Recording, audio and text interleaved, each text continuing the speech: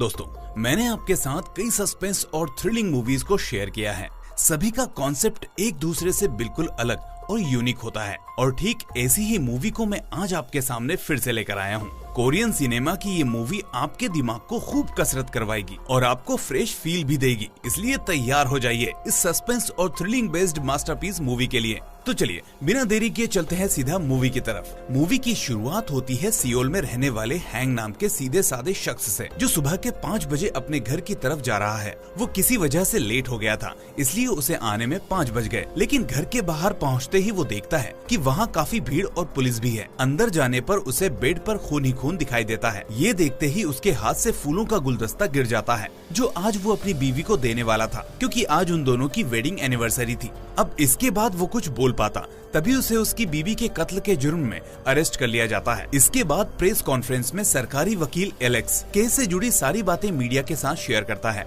वो बताता है कि हैंक की बीवी सोनिया का मर्डर रात 1 बजे हुआ, लेकिन बॉडी अभी तक नहीं मिली। हालांकि बेड पर मिले खून की डीएनए की जांच से ये पता कर लिया गया है कि ये खून सोनिया का है और अभी तक मर्डर वेपन भी पुलिस को नहीं मिला है। हालांकि पुलिस को सोनिया के पति हैंक पर पूरा शक है, क्योंकि हैंक को लगता था कि सोनिया का किसी के साथ अफेयर है और उधर सोनिया भी कुछ दिनों पहले उससे तलाक लेने के बारे में सोच रही थी। इसलिए हो सकता है इसी वजह से हैंक ने अपनी बीवी को मारकर उसकी लाश को कहीं ठिकाने लगा दिया हो, इसलिए उसे अरेस्ट कर लिया गया है। हालांकि वो भी अभी तक खुद को निर्दोषी बता रहा है। अब कुछ वक्त बीत जाने के बाद हैंक अपने केस को लड़ने के लिए सरकारी वकील कैंग का नाम आगे रखता है, जबकि कैंग नाम का ये वकील उसका केस नहीं लड़ना चाहता। कैंग का डिटेक्टिव दोस्त जैंग उससे पूछता है कि आखिर तुम उसका केस क्यों नहीं लड़ रहे, क्या तुम्हें लगता है कि तुम केस हार जाओगे? कैंग कहता है कि उस केस में दम नहीं है, हाँ, लेकिन लड़की की लाश मिली नहीं है और सिर्फ शक के बिना पर किसी को अरेस्ट करके जेल भेज देना भी ठीक नहीं है, इसलिए पुलिस को एक बार इस बारे में सोचना चाहिए। जैंग फिर से उसको चिढ़ाता है कि तुम इतना सब कह रहे हो लेकिन फिर भी केस नहीं लड़ रहे। मैं गारंटी देता हूँ तुम उस केस को जीत नहीं सकते। कैंग उसकी बातों को हंसी में उड़ा देता है और दोनों वहाँ से चले जाते हैं। यहाँ हमें पता चलता है कि कैंग अपने शहर का जाना माना वकील है, जो आज तक एक भी केस नहीं हारा है। इसी वजह से सीनियर प्रोसिक्यूटर डैन भी कैंग को काफी चिढ़ाता है और अपने साथी एलेक्स से कहता है कि तुम फिक्र मत करो, कैंग कभी ये केस नहीं लड़ेगा, क्योंकि उसे मालूम है ये केस काफी कमजोर है, इसलिए ये केस तुम ही जीतोगे। पर किस्मत को ऐसा मंजूर नहीं होता। कैंग काफी इमोशनल आदमी भी होता है, इसलिए जब उसे पता चलता है कि हैंक ने जेल में सुसाइड अटेम्प्ट किया है, तो वो फौरन बिना सोचे हैंक के केस की अर्जी को एक्सेप्ट कर लेता है। कैंग को महसूस होता है कि इस केस में कोई ना कोई गड़बड़ है, बेगुनाह आदमी ही सुसाइड अटेम्प्ट कर सकता है, इसलिए मुझे उसकी मदद करनी होगी।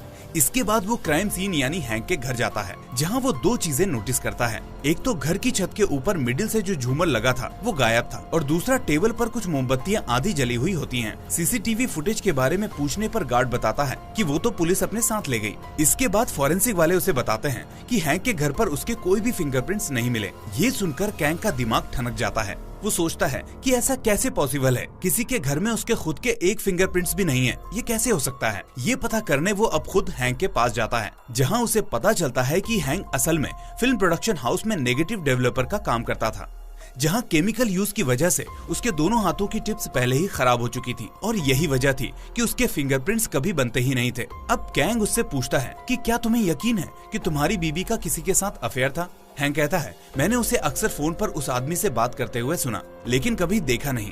मैंने अपनी बीबी को इसके लिए कभी टोका भी नहीं, क्योंकि मुझे लगता था कि वो एक दिन मेरे पास वापस आ जाएगी। ये सुनकर कैंग वहाँ से चला जाता है, लेकिन वो श्योर नहीं हो पाता कि हैंक सच बोल रहा है या फिर बातें बना रहा है। इस बीच कैंग की मुलाकात एलेक्स से होती है। कैंग कहता है कि पुलिस उस दिन सीसीटीवी फुटेज ले आई थी। अब चूंकि तुम सरकार की तरफ से हैंक के खिलाफ केस लड़ रहे हो, तो तुम्हारे पास वो फुटेज भी होंगी, इसलिए क्या मैं उनको देख सकता हूँ? एलेक्स पहले हंसता है और कहता है कि अपने सबूत खुद ढूंढो वकील साहब, और वैसे भी इस केस में तुम्हें कुछ नहीं मिलेगा। हैंक तुम्हें घुमा रहा है और झूठ बोल रहा है। कैंग को ये बातें बुरी लगती है और वो कहता है कि तुम देख लेना, अगर वो बेकसूर है तो मैं उसे जेल से बाहर निकलवा कर ही मानूंगा। उस दिन शाम को कैंग की असिस्टेंट उसे बताती है कि आप इस केस को मत लड़िए, क्योंकि इसमें जीत की उम्मीद ना के बराबर है। कैंग उसकी तरफ देखता है, लेकिन इस बारे में कुछ नहीं कहता। वो उल्टा उससे पूछता है कि हैंक के केस के ट्रायल के लिए कब जाने वाला है। असिस्टेंट बताती है कि 3 दिन में। इसका मतलब अब कैंग को खुद ही सबूतों को इकट्ठा कर एक फाइल बनानी होगी, ताकि ट्रायल के वक्त वो हैंक की तरफ से केस लड़ सके। इसके बाद वो फौरन अपनी रिसर्च शुरू करता है, जहां हमें पता चलता है कि आखिर में कैंग को इतना जाना माना वकील क्यों माना जाता है। पहली चीज वो नोटिस करता है कि सोनिया का मर्डर 12 बजे हुआ, जबकि पुलिस 1:30 बजे आई। क्योंकि एक अनजान आदमी ने फोन करके पुलिस को इन्फॉर्म किया, लेकिन वो अनजान आदमी कौन था पुलिस ने ये जानने की कोशिश नहीं की। दूसरी चीज, एविडेंस लिस्ट में सीसीटीवी फुटेज नहीं है, झूमर गायब है, इसका क्यों जिक्र नहीं है, पुलिस ने उसको क्यों नहीं ढूंढा। तीसरी चीज, क्राइम सीन पर जिस पुलिस ऑफिसर को भेजा गया था उसका नाम इन्वेस्टिगेशन फाइल में ही नहीं है, तो ऐसा क्यों है। और लास्ट पॉइंट, सोनिया 3 दिन पहले अपनी माँ के पास गई। माँ का कहना है कि वो अपनी जान पर खतरा बता रही थी, और अगर ऐसा था तो फिर उसने अपनी बेटी को वापस हैंक के घर क्यों भेजा, पुलिस में शिकायत क्यों नहीं की। माँ ये भी नहीं बता पा रही थी कि आखिर में सोनिया को हैंक से अपनी जान का खतरा क्यों था, क्या वजह थी। ये सब चीजें कैंग को ये एहसास दिलाती हैं जैसे सभी ने पहले से ही मान रखा हो कि हैंग ही कातिल होगा।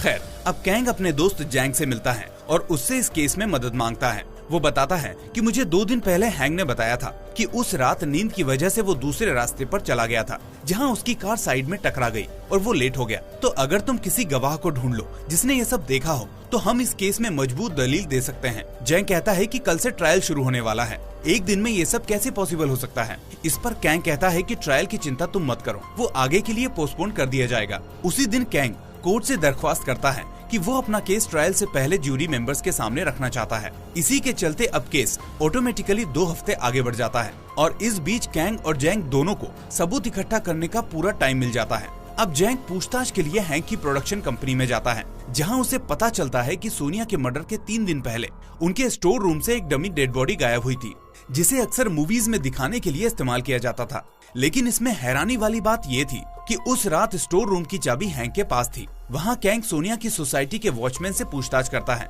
कि क्या उसने हैंक को किसी डमी डेड बॉडी के साथ किसी दिन देखा था, जिस पर वॉचमैन मना कर देता है। लेकिन वो बताता है कि जिस रात सोनिया का मर्डर हुआ उस रात करीब 12 बजे किसी ने पार्किंग में खड़ी सभी गाड़ियों के अलार्म्स को छेड़ा था, जिसकी वजह से काफी शोर हुआ था और उसे गेट से उठकर पार्किंग एरिया में जाना पड़ा था।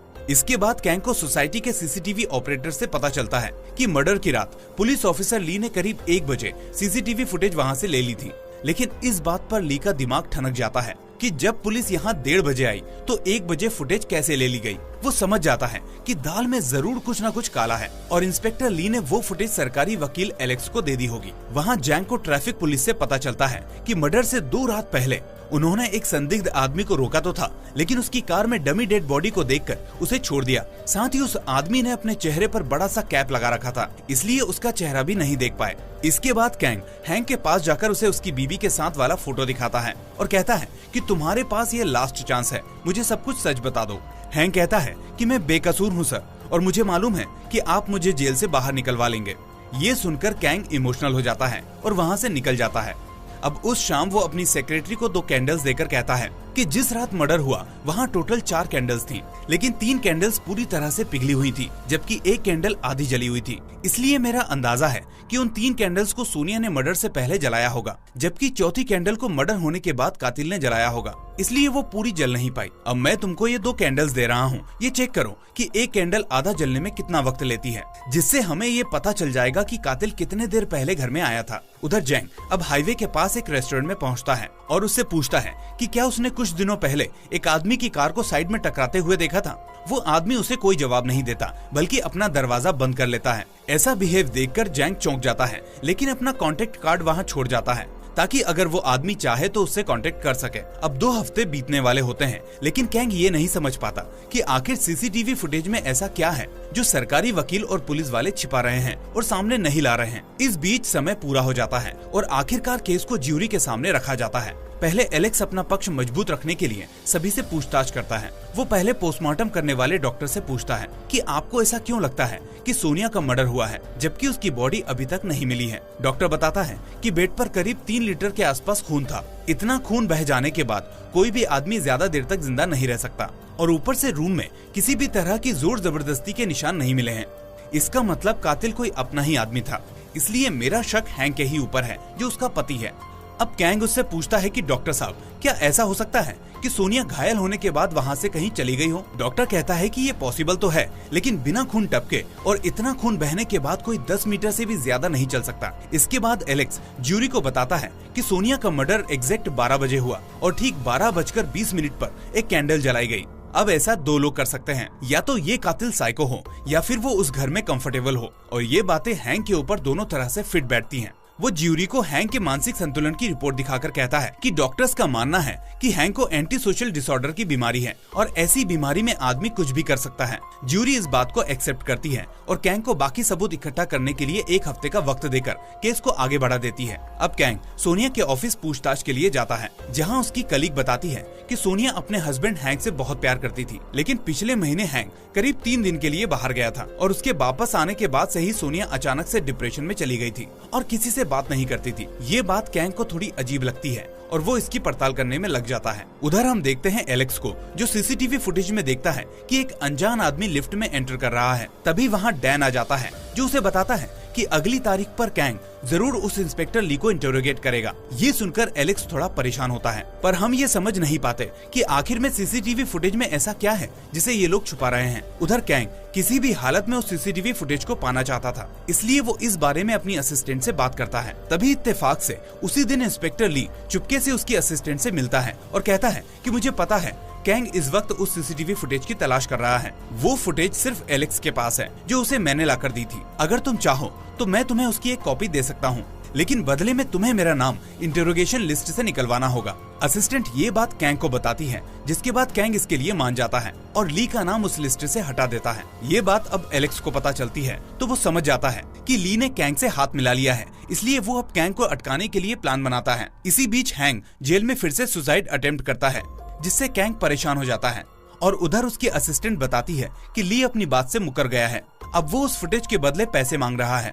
ये सुनकर कैंग गुस्सा होता है, क्योंकि वो कभी भी किसी सबूत को पैसे के बल पर नहीं खरीदना चाहता। दूसरी तरफ एलेक्स अब उस आदमी से मिलता है जो उसे लिफ्ट में एंटर करते हुए दिखाई दिया था। अब उसी रात कैंग जब अपने घर आता है तो उसे एक एनवेलप मिलता है, जिसमें 1 साल पहले हुए एक लड़की के मर्डर के केस के पेपर्स होते हैं। यहाँ कैंग को पता चलता है कि इस केस में भी शक के बिना पर हैंक को पुलिस ने इंटरोगेट किया था। वो ये बात अब जैंग को बताता है कि उस लड़की का रेप करके बुरी तरह से उसे मार दिया गया था और निशानी के तौर पर उसका एक दांत ही निकाल लिया था, जिसकी वजह से पुलिस को लगा कि ये सीरियल किलर की शुरुआत हो सकती है। और इसी केस की पूछताछ की वजह से सोनिया के मर्डर के 1 महीने पहले हैंक को पुलिस ने अपने पास बुलाया था, लेकिन पूछताछ में उनको हैंक के खिलाफ कोई सबूत नहीं मिला। यहाँ हमें पता चलता है कि वो लिफ्ट में एंटर करने वाला आदमी कोई और नहीं बल्कि पुलिस ऑफिसर शॉन था, जो उस लड़के के केस पर काम कर रहा था और उसी ने जानबूझकर वो एनवेलप कैंग के पास भेजा था ताकि वो जान सके कि उसका क्लाइंट एक केस में पहले भी पकड़ा जा चुका है। अब एलेक्स शॉन से ये रिक्वेस्ट करता है कि वो प्रेजेंट केस में ये गवाही दे कि हैंक को पहले भी एक केस में सस्पेक्ट के बेस पर इंटरोगेट किया जा चुका है। उधर कैंग अब उस प्रोफेसर से मिलता है जो पिछली बार उस लड़की के मर्डर के वक्त हैंक की इंटरोगेशन करने के लिए आया था। वो कैंग को बताता है कि मैंने हैंक को हर तरह से मनाना चाहा और लास्ट में बोला भी कि तुम्हारे पास 2 चॉइस हैं, या तो तुम मेंटल हॉस्पिटल चले जाओ या फिर अपना जुर्म कबूल कर लो। पर हैंक टस से मस नहीं हुआ और आखिरकार कोई सबूत न होने की वजह से उसे छोड़ दिया गया। प्रोफेसर बताता है कि मुझे 99% यकीन है कि वो मर्डर हैंक नहीं किया था। उस वक्त वो केस लॉयर एलेक्स के पास ही था, जैसे ये प्रेजेंट केस है। ये सुनते ही कैंग के कान खड़े हो जाते हैं। वो समझ जाता है कि एलेक्स पिछली बार हैंक का जुर्म साबित नहीं कर पाया, इसलिए इस बार बदला निकालकर उसको दोषी साबित करने की पूरी कोशिश कर रहा है। कैंग सीधा हैंक के पास जाकर गुस्सा होता है कि पिछले मर्डर की इंटरोगेशन वाली बात उसने आखिर क्यों नहीं बताई। क्या वाकई उसने ये दोनों मर्डर किए हैं? हैंक पहले तो शांत रहता है, फिर रोते हुए कहता है कि मैं तो अब तक आपके भरोसे जिंदा हूँ, लेकिन जब मेरे वकील को ही मुझ पर भरोसा नहीं है तो जज कहाँ से करेगा। मैंने किसी को नहीं मारा, यही सच है, चाहे दुनिया मेरे बारे में कुछ भी बोले। उसकी इन बातों से कैंग को भी उसके लिए बुरा लगता है और वो वहाँ से चला आता है। अब ट्रायल वाले दिन ज्यूरी के सामने सोनिया की माँ की पेशी होती है। वो सभी को बताती है कि सोनिया उससे मर्डर के कुछ दिनों पहले मिलने आई थी और उसने बताया था कि हैंक से उसकी जान को खतरा है। अब कैंग उनसे पूछता है कि अगर आपकी बेटी को खतरा था तो आपने जाने क्यों दिया और आखिर पुलिस को क्यों नहीं बताया। तो वो बताती है कि वो कंफ्यूज हो गई थी, वो नहीं चाहती थी कि ये बात बाहर जाए और उसकी बेटी की प्रोफेशनल लाइफ पर कोई असर पड़े। अब कैंग पूछता है कि क्या सोनिया ने जान की खतरा होने की कोई वजह बताई, तो इस पर उसकी माँ चुप हो जाती है। अब कैंग ज्यूरी से कहता है कि सच ये है कि सोनिया की माँ अपनी बेटी के लिए काफी पॉजिटिव थी और उसकी शादी से खुश नहीं थी, इसलिए डे 1 से वो इस फिराक में थी कि उनकी लड़की कब उनके पास रहने आए और हैंक से तलाक ले ले। ज्यूरी इस बात को एक्सेप्ट करती है और केस की तारीख आगे बढ़ा देती है। अब चूंकि उस हियरिंग में इंस्पेक्टर ली का इंटरोगेशन नहीं होता, इसलिए वादे के मुताबिक वो कैंग की असिस्टेंट को उस फुटेज की कॉपी दे देता है। दरअसल असिस्टेंट चाहती थी कि वो फुटेज किसी भी तरह से कैंग को मिल जाए, इसलिए उसने ली को कैंग को बिना बताए पैसे दे दिए थे। लेकिन यहाँ पासा उल्टा पड़ जाता है। उस फुटेज में कुछ और ही होता है, जिसको देखकर असिस्टेंट इंस्पेक्टर ली से लड़ने लगती है और यहाँ हमें पता चलता है कि ये ट्रैप असल में एलेक्स ने ही बिछाया था ताकि कैंग के ऊपर सबूत को खरीदने का आरोप लगा सके। इसके बाद जज कैंग को अकेले में बुलाकर काफी सुनाता है और ऐसी हरकत ना करने की वार्निंग देता है। असिस्टेंट को अब कैंग के लिए बुरा लगता है क्योंकि उसकी वजह से कैंग को सुनना पड़ा था, लेकिन कैंग अपनी असिस्टेंट से कुछ नहीं कहता क्योंकि उसे पता था कि उसने ये सब उसी के लिए किया था। इत्तेफाक से वो रेस्टोरेंट वाला आदमी जेंग को कॉल करके अपने पास बुलाता है और बताता है कि उस रात हैंक की कार ने ही उसके लड़के को टक्कर मारी थी और भाग गया था। वो हैंक की कार का नंबर भी देता है, जिससे जेंग को यकीन हो जाता है कि उस रात हैंक वाकई हाईवे पर था। अब अगली हियरिंग में शॉन ज्यूरी को बताता है कि 1 साल पहले हुए लड़की के मर्डर में हैंक सस्पेक्ट था, जिसकी काफी पूछताछ हुई, पर सबूत न मिल पाने की वजह से पुलिस को उसे छोड़ना पड़ा। हालांकि मैंने उसकी हरकतों पर नजर रखी और चुपके से एक दिन उसके घर के झूमर में माइक्रोफोन लगाने गया, जहां मुझे सोनिया ने देख लिया। मैंने सोनिया को उसके पति के बारे में सब कुछ बताया, जिसके बाद वो भी मेरा साथ दे रही थी। अब मर्डर वाले दिन सोनिया ने मुझे बताया कि उसे हैंक के खिलाफ कुछ सबूत मिले हैं, जिसके बाद मैं हैंक का पीछा करने लगा, लेकिन वो मुझे चकमा देकर भाग गया। उसके घर पहुंचने पर मैंने देखा कि बेड पर खून है और सोनिया गायब है, इसलिए मैंने ही पुलिस को फोन किया, जिसके बाद पुलिस वहाँ पहुँची। अब कैंग ज्यूरी से कहता है कि हैंक को फंसाने के लिए एलेक्स और शॉन एक साथ हो गए हैं। दरअसल पिछले केस में एलेक्स हैंक को पकड़वा नहीं पाया और इस बात का गुस्सा वो अब निकाल रहा है और हैंक को हर हालत में जेल में डलवाना चाहता है। खैर, अब उस रेस्टोरेंट वाले आदमी को गवाही के लिए बुलाया गया, जिसने बताया कि हैंक की कार ने ही उसके बेटे को टक्कर मारी, जिसके बाद उसने उस कार का नंबर और टाइम नोट कर लिया था ताकि बाद में कंपनसेशन मांग सके। अब एलेक्स उस आदमी से कहता है कि तुमने टॉर्च से उस कार का नंबर तो देख लिया, लेकिन उस आदमी का चेहरा नहीं देखा। ऐसा कैसे पॉसिबल है? कहीं तुम झूठ तो नहीं बोल रहे? सोच लो, झूठ बोलने के लिए 5 साल की सजा होती है। अब वो बेचारा आदमी बूढ़ा होने की वजह से एलेक्स की इन बातों से डरकर भागने लगता है, जिसके बाद कोर्ट उसकी गवाही को नामंजूर कर देती है। अब कैंग हैंक से पूछता है कि तुमने अपनी बीवी को उस मर्डर के बारे में क्यों नहीं बताया, जिसके लिए पुलिस तुम्हें बार बार परेशान कर रही थी। हैंक कहता है कि मैं अपनी बीवी को परेशान नहीं करना चाहता था, वो वैसे भी एक बात को लेकर बैठ जाती थी और उसे भूलना उसके लिए मुश्किल होता था। कैंग उसकी इस बात को काउंटर करता है कि अगर तुम अपनी बीवी से सच्चा प्यार करते तो उसको जरूर बताते। खैर, अब मुझे तुम ये बताओ कि उस रात तुम घर आते आते आधे रास्ते से वापस क्यों लौट गए थे? हैंक कहता है कि मैं अपनी बीवी को एनिवर्सरी पर सरप्राइज गिफ्ट देना चाहता था, इसलिए वापस शहर चला गया। वहाँ नींद की वजह से मैं गलत रास्ते पर चला गया, जहाँ मेरा एक्सीडेंट हुआ और मैं बेहोश हो गया। होश में आने पर काफी देर हो चुकी थी, इसलिए मैं घर लेट पहुँचा। अब कैंग चिल्लाकर हैंक से पूछता है कि क्या तुम खुद को सोनिया की मौत का दोषी मानते हो? तो हैंक इमोशनल हो जाता है। वो कहता है कि अगर आप लोगों को यही सुनना अच्छा लगता है कि मैं दोषी हूँ, तो मैं ही दोषी हूँ। मेरा चुप रहना ही मेरा गुनाह है। मैंने अपनी बीवी को नहीं मारा, बल्कि मुझे लगता है कि वो अभी जिंदा है। आप लोग मुझ पर आरोप लगाने से अच्छा है कि उसे ढूंढें, पता नहीं वो किस हालत में होगी। ये सुनकर जज भी इमोशनल हो जाता है और हियरिंग की अगली डेट फिक्स की जाती है। अगली डेट से पहले कैंग और एलेक्स मिलते हैं। कैंग उससे कहता है कि तुम क्यों एक मासूम आदमी के पीछे पड़े हो, क्यों अपने ईगो के लिए किसी की जिंदगी खराब कर रहे हो? जिस पर एलेक्स कहता है कि वो आदमी तुम्हें बेवकूफ बना रहा है। कोर्ट में जो उसने बोला वो उसका इमोशनल कार्ड था, लेकिन मैं उसकी बातों में नहीं आने वाला। अगर तुम वो केस जीत गए तो एक साइको किलर को सड़कों पर आजाद छोड़ दोगे, मेरी ये बात याद रखना। अब अगली हियरिंग पर एलेक्स अपनी फाइनल दलील देता है कि हैंक असल में एक साइको है। वो पहले भी एक लड़की के मर्डर में सस्पेक्ट रह चुका है और साथ में इस बार जब सोनिया को उसके बारे में पता चला तो उसने उसे भी मार दिया।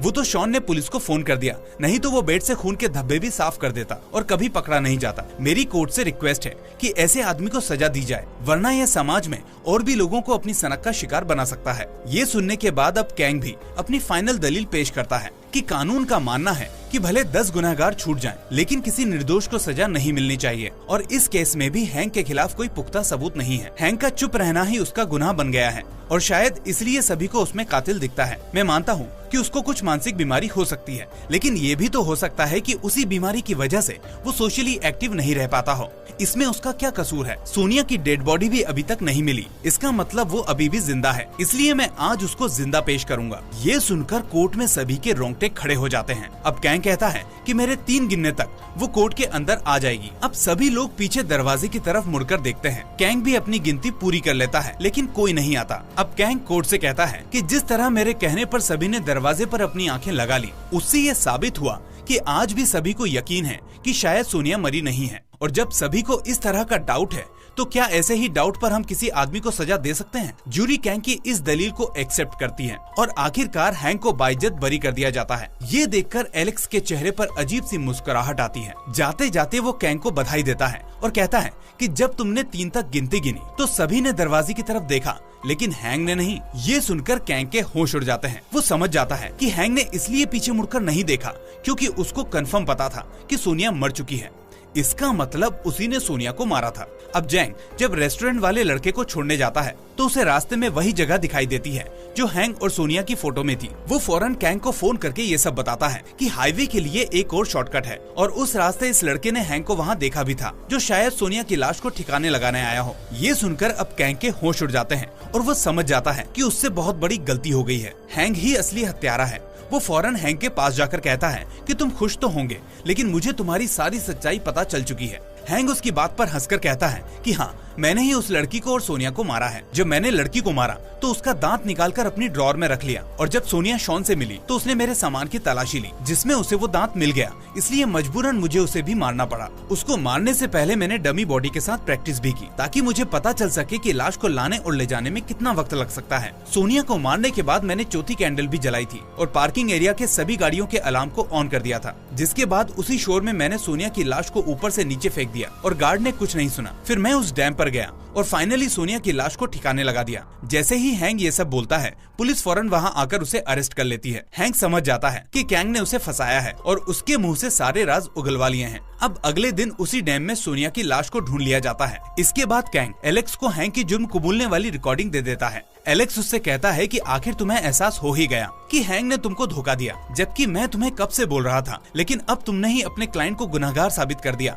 इससे तुम्हारी रेपुटेशन पर फर्क पड़ेगा। तब कैंग एक राज खोलता है। वो कहता है कि मुझे शुरू से पता था कि हैंक ही असली कातिल है, लेकिन मुझे ये भी पता था कि मेरी जगह अगर किसी और ने इस केस को लड़ा तो भी हैंक को सजा नहीं होगी क्योंकि सबूत नाकाफी थे। इसलिए पहले मैंने उसको ये भरोसा दिलाया कि वो केस जीत चुका है और फिर जानबूझकर उससे ये सब उगलवाकर रिकॉर्डिंग कर ली। मेरे लिए केस जीतना नहीं, दोषी को सजा दिलवाना जरूरी था। ये सुनकर एलेक्स शॉक्ड रह जाता है और यही होता है मूवी का दी एंड। दोस्तों, आपको ये मूवी कैसी लगी मुझे कमेंट करके जरूर बताएं, पर उससे पहले इसको लाइक और सोशल मीडिया पर शेयर करना ना भूलें। अगर आप नए हैं तो चैनल को सब्सक्राइब करके नोटिफिकेशन बेल को भी दबा दें। मैं मिलूंगा आपसे अगली ऐसी ही यूनिक मूवी के साथ। Till then take care and thanks for watching.